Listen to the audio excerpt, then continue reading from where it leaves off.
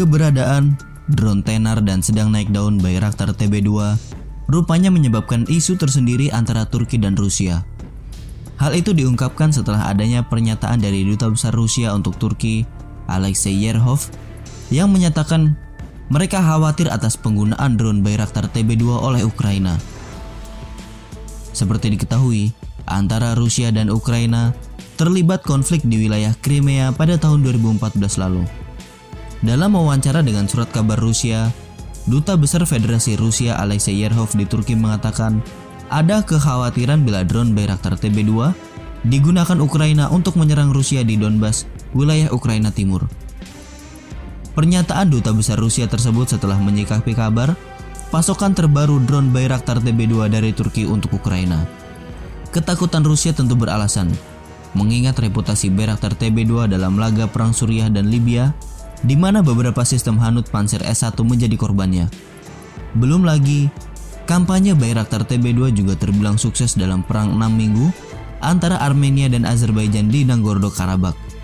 Presiden Azerbaijan, Ilham Aliyev, bahkan menyebut Bayraktar TB2 memegang peranan penting yang luar biasa dalam memenangkan peperangan di perbatasan tersebut.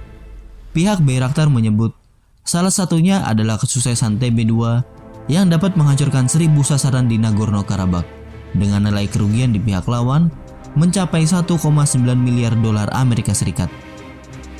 Selain telah mengoperasikan 6 unit TB2, Kementerian Pertahanan Ukraina pada akhir 2020 telah melakukan pemesanan tambahan pada Bayraktar TB2. Komponen pesanan tambahan Bayraktar TB2 untuk Ukraina mencakup 5 kompleks, di mana masing-masing kompleks terdiri dari 2 atau 3 unit drone plus 1 ground control station. Sebagian kompleks nantinya diperuntukkan bagi perluasan armada drone di Angkatan Udara Ukraina, namun sebagian lain kabarnya akan digunakan oleh Angkatan Laut Ukraina. Tidak itu saja, Wakil Perdana Menteri sekaligus Menteri Industri Strategis Ukraina, Oleg Uruski, menyebut bahwa Turki siap untuk berinvestasi dan membangun perusahaan baru untuk produksi drone di Ukraina. Para analisis pertahanan memprediksi Rusia bakal menggunakan pengaruhnya untuk menekan Turki. Seperti diketahui, Turki belum lama ini menggunakan sistem pertahanan udara S-400. Menyikapi keberhasilan drone TB2, Presiden Rusia Vladimir Putin telah memerintahkan untuk mempercepat program drone hunter untuk menandingi kemampuan Bayraktar TB2. Tapi yang menjadi persoalan adalah kapan pesaing TB2 akan dimunculkan Rusia? Pasalnya drone yang dimaksud saat ini masih dalam tahap prototipe. Bahasa gampangnya, saat ini Rusia sedang panas dingin dengan keberadaan drone Bayraktar TB2 di Ukraina.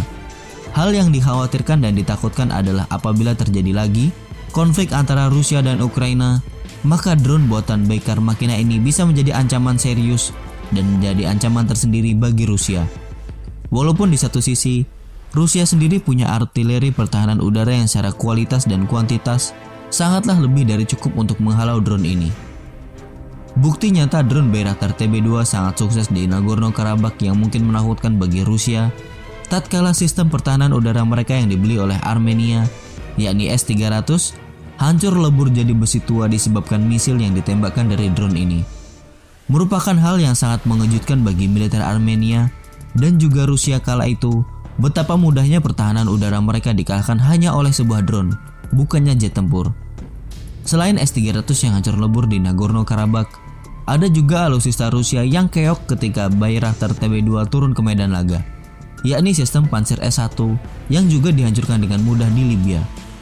Nah, bagaimana menurut kalian tentang kehebatan drone Bayraktar TB2 sampai-sampai membuat Rusia khawatir tersebut?